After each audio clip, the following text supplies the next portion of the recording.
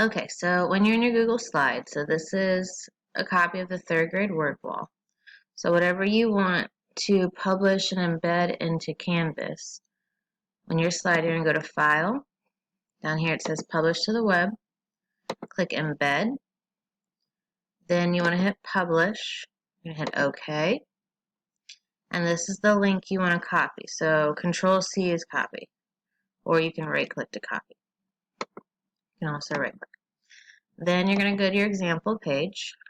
You're going to go to Edit. You are going to go to Record or Upload Media. This little picture button right there. And then you're going to click Embed. And this is where you are going to paste that code that you just did. And then you're going to submit. And then you have your slideshow. So of course you want to save it.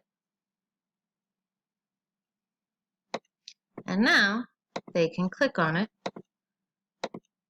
and do it. So they could hear character. Character. They can click on the link to take it to the image. And that's all you have to do.